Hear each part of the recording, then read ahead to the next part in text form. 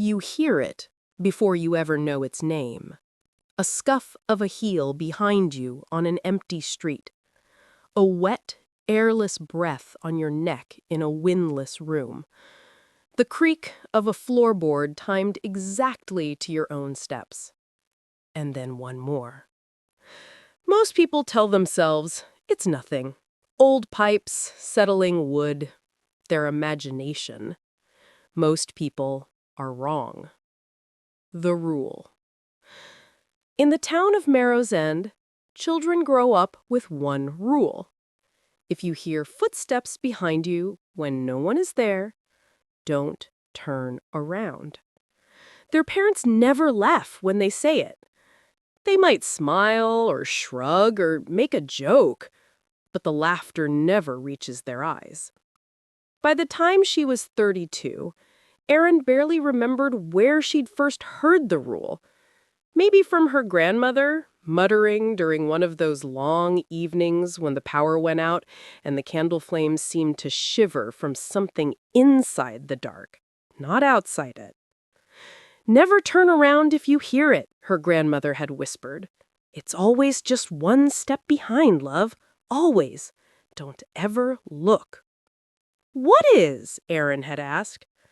Her grandmother had paused a long time, eyes fixed on the hallway behind Erin's chair, as if she was listening. As if she was counting footsteps. Nothing you want to see. And that was that. Children forget. Adults forget faster.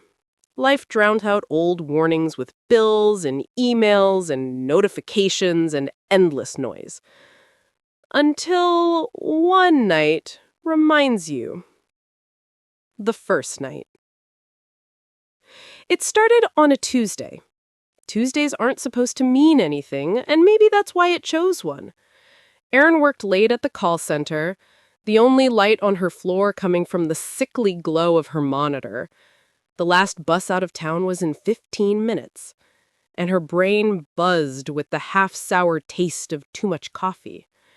She clocked out, grabbed her bag, and hurried through the empty parking lot. Sodium lights bathed the cars in thin orange, turning the world into a bad photograph. Her heels tapped on the asphalt. Tap, tap, tap. Behind her, almost immediately, came another set. Tap, tap, tap. She slowed. So did they. Her scalp prickled. She glanced sideways, not turning her head, just shifting her eyes, searching for shadows between the cars. Nothing. She swallowed, turned up her collar against a wind that wasn't there, and kept walking, a little faster. Tap, tap, tap, tap. Tap, tap, tap, tap. Someone's just leaving work too, she told herself. Don't be paranoid. She almost looked back, just a quick glance, a normal, polite, human thing to do. Somewhere far back in her mind, something old and unreasoning whispered, "Don't turn around." Her grandmother's voice, soft, papery, deadly serious. Erin stopped. So did the footsteps. Silence roared in her ears, thick and loud. The parking lot seemed to tilt gently like a boat in still water. He didn't breathe. The silence went on, heavy and patient. Every instinct screamed to look, to see, to confirm there was nothing there, that she was safe, that she was being ridiculous. Her neck muscles twitched, her shoulders trembled with the effort of keeping her head forward. Behind her, very close to her right ear, someone exhaled. It sounded wrong. The breath didn't move her hair. Didn't feel like air. It was like the sound of remembering breath, made by a mouth that didn't need it anymore. Erin's eyes filled with tears. She didn't know why she was crying. Terror slid icy fingers down her spine. But mixed with it was a sick certainty, something like recognition. She jerked forward, almost running now, shoes skidding on gravel as she stumbled the last stretch to the bus stop. Whatever it was, matched her pace exactly, staying just behind her, close enough that she could feel the idea of cold pressed against her back. She didn't turn. She didn't run. She just moved, focused on the bus stop, on the line of old posters on its glass wall, on the chipped metal bench, anything that wasn't behind her. And then, as her hand touched the bus shelter, the footsteps stopped. The weight of its presence lifted like a heavy coat being yanked off her shoulders. Erin spun around then, a small, strangled sound escaping her throat. She laughed, a high, broken sound, telling herself it was all in her head, all of it. But she sat at the very front of the bus that night, as close to the driver as she could get. And even over the engine noise, a few times, she thought she heard it again. Tap. Tap. The story no one tells right. The next day, Erin asked around. Ever feel like someone's walking behind you? She asked her coworker Mark casually, as they poured coffee in the break room. He snorted. Sure, it's called being paranoid. Not like that, she hesitated, feeling stupid. Like step for step. You move, it moves. You stop, it stops. And if you try to look, you just can't. He grimaced. Okay, that's creepier. What, did you read some Reddit thread before bed again? She almost dropped it. Almost. Did your parents ever tell you not to turn around if you heard footsteps behind you? Erin asked. The room seemed colder for a heartbeat. Mark's eyes flicked, not at her, but at the doorway behind her, just for a second.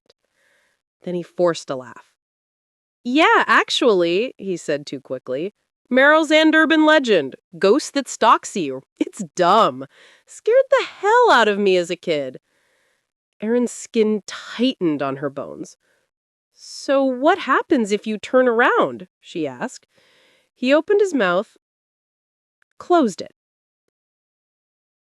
I don't remember, he said. Buddy remembered. She could see it in the way his hand shook as he stirred his coffee, in the way he didn't turn his back fully to the open doorway. Seriously, he pressed. What's the story? He stared at her for a long second. There was a sheen of sweat on his upper lip now.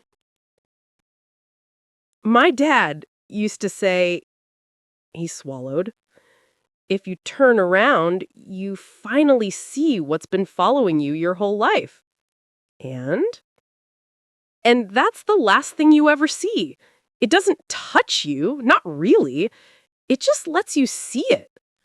His voice dropped, as if he wasn't choosing the words, as if they were choosing him. Your heart stops, like a fuse blown. Scared to death, literally. They find you with your face. He stopped abruptly, his eyes unfocused. With your face what? Erin whispered. He blinked, confused. I don't know. Lost my train of thought. This is stupid. Why are we even talking about this? He scuttled out of the break room, bumping his shoulder against the door frame on the way out. Erin watched him go, her coffee untouched. Later, alone in the hallway, she walked to the restroom. Her footsteps echoed in the long, narrow corridor, bouncing off the painted cinder block. Halfway there, another set of footsteps joined hers. Tap, tap, tap. They were just slightly out of sync now, deliberately wrong. The rhythm pressed against her nerves like a finger against a bruise. "Stop it," she muttered to herself. "It's all in your head." She stopped walking. The other steps stopped too. Her throat clicked as she swallowed. The hallway stretched ahead of her, fluorescent lights humming faintly. Behind her, she could hear nothing, which was so much worse than hearing anything at all. Her fingers curled, nails digging into her palms. Her neck wanted to turn. Every muscle shivered with the command to face the danger, to see the predator, to know. Her grandmother's voice rose up again, thin but urgent. "Never turn around, love. It wants you to." Erin forced her legs to move, one step, then another, as the thing behind her matched the pace with quiet, hungry patience. How it kills. They say the first person died in 1903. A woman named Margaret Dean collapsed on the main road, her body found with eyes wide and mouth frozen in a silent scream. The doctor at the time wrote in his notes that she looked as if she had died at the precise instant of maximum terror, with the feeling never allowed to finish. Her heart had simply stopped. No trauma, no illness, no sign of attack, just fear. Over the years, it happened again and again, always on the street, always alone, always the same look. The town stopped talking about it out loud. Instead, the rules spread. If you hear someone behind you and you're alone, don't turn around. People joked about it, the way you joke about locking the door twice or never saying Bloody Mary in front of a mirror. But no one ever told the stories all the way to the end. The words seemed to thin out, to get lost, to be taken. Like something didn't want humans getting too specific. The one who turned. 2 nights after the parking lot, Erin's neighbor died. His name was Joel. He was 24, worked at a hardware store, and spent his evenings shouting at video games through thin apartment walls. He also laughed at everything, even at the Old Town rule. "Ghost that can only get you if you look at it?" he'd said once in the stairwell, grinning. "That's the dumbest thing I ever heard. I'd stare that thing down." The paramedics took his body out at 3:17 a.m. Erin watched from the cracked gap in her blinds, heart hammering. The hallway outside her apartment pulsed with blue and red lights. Joel lay on the stretcher, sheet pulled up only to his chest. His face was bare. His eyes were open. They were empty, but not in the way of sleep. More like someone had flicked off a light behind them mid-scream. The shape of the scream was still there, in the muscles, in the wide-open mouth, but whatever had been inside was gone, like a film that had burned out in the projector. One of the EMTs muttered, "Jesus, looks like he saw the devil." The other shot him a sharp look. "Shut up." No one mentioned ghost stories, but that afternoon, Erin heard 2 old women whispering in the laundry room as the dryers rumbled. "Did you hear how they found him?" one asked. The other shushed her. "We don't talk about that. They say he was in the hallway, like he'd just walked out of his place. They say there were footprints." "Stop it! You'll bring it in!" Their voices vanished when they noticed Erin in the doorway. Nobody met her eyes. That night, as she locked her door, she froze. The apartment was quiet. Beyond the door, out in the hallway, she heard it. Tap, tap. Soft steps, moving slowly past her apartment, very close, too close, like bare feet dragging just a little. Her hand tightened on the deadbolt. The thin wood seemed suddenly as substantial as tissue paper. On the other side of it, something waited.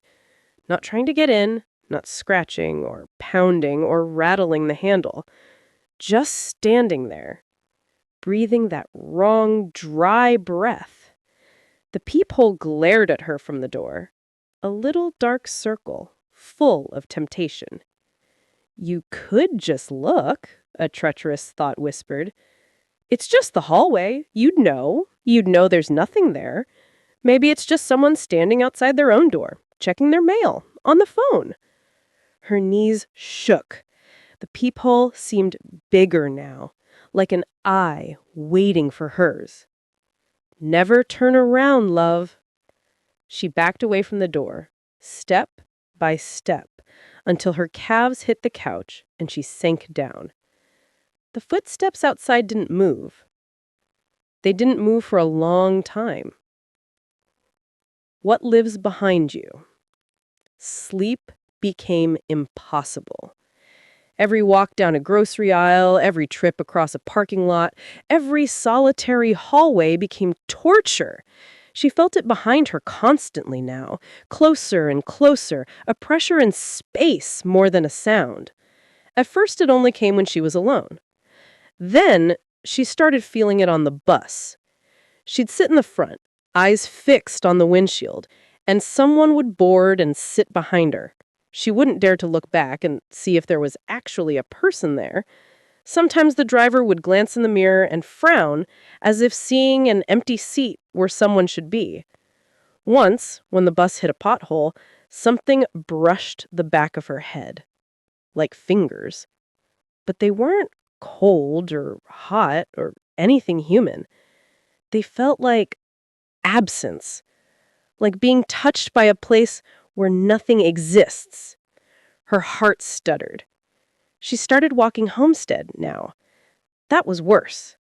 The world became one long, narrow corridor of don't look. The thing behind her, it, was patient. It never rushed her, never lunged.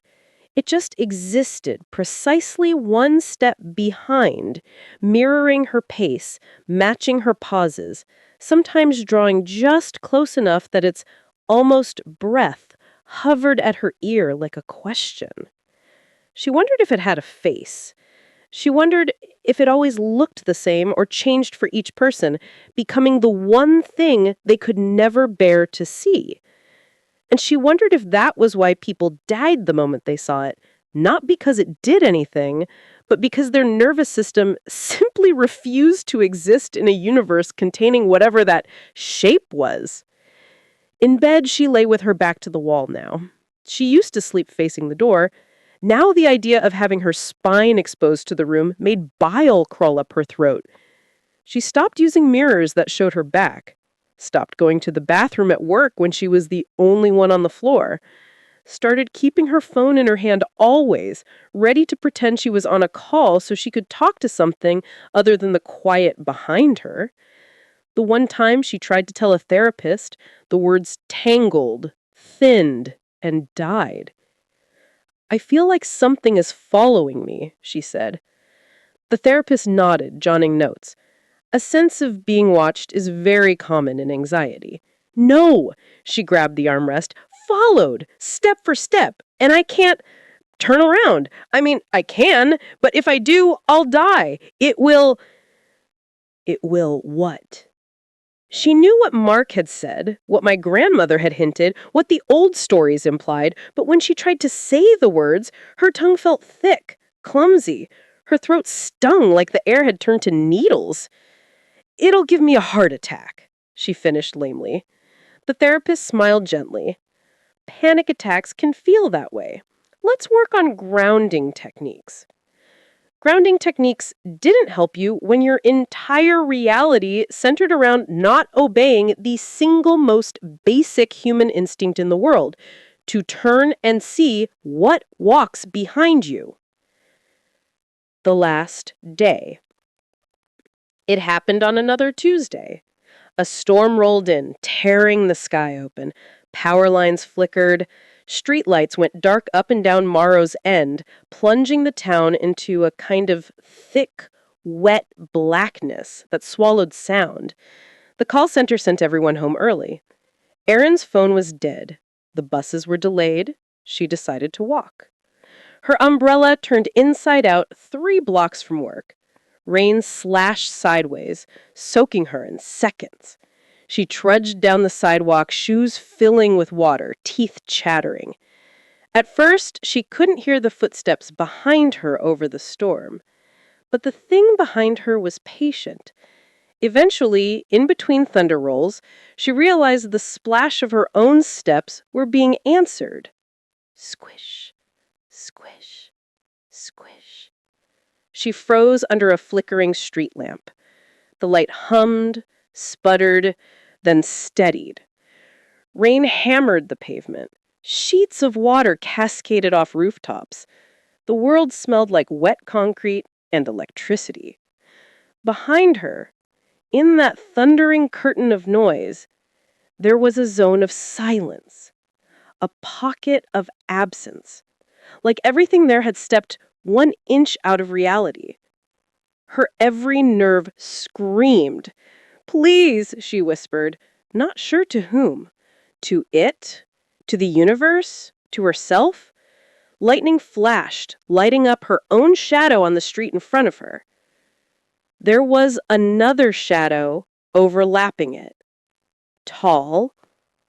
Wrong. Rising up behind her like a stain in the world's film. Her breath hitched. She couldn't not notice it. Her eyes locked on the ink-black silhouette painted on wet asphalt ahead of her. Her own outline, and behind it, something with too many angles. Too much stillness. Something leaning forward, looking down at her. Her heart jackhammered. She squeezed her eyes shut. "Don't turn around," she sobbed. "Please, please, don't turn around." But that was the problem, wasn't it? The rule was simple. Too simple. Every child could remember it, and no adult could follow it forever. A car horn blared somewhere far away. Tires hissed on the road. Life went on in lit windows, people laughing in front of televisions and scrolling on phones, unaware of the pounding storm, unaware of the woman in the street battling the oldest reflex in the world. Erin's neck muscle spasmed. Her head twitched. The thing's shadow leaned closer, or perhaps it never moved at all. Perhaps it had always been pressed against hers and she was only just now seeing the overlap. The urge to look back grew unbearable. Not curiosity anymore. A compulsion, like an itch under the skin of her skull. "If you see it, you'll die," she thought wildly. "Your heart will stop. You know that. You've always known that." Another thought slid in, cold and slick. But what if you already have? What if this has always been death, and you never turned to see who came to collect you? Her eyes flew open. She stared at the pavement before her. Her shadow trembled in the rain, the taller shape behind it towering like a second darkness. Her lips formed the words without sound. "Don't turn around." And then she did. Just a fraction. Just enough for her right eye to catch the curve of something at the very edge of vision. She never made it all the way. Later, they said Erin died of a sudden cardiac arrest in the middle of the storm, another one for the town's quiet statistics. Heart just stopped, nothing to be done. They found her lying on her back in the street, rain plastering her hair to the pavement. Her eyes were wide open, staring at the sky, so dilated that almost no color remained, just black moons. Her mouth was slightly open too, not in a scream exactly, but in the shape of someone who had just said, "Oh," very softly, like someone who had finally recognized something.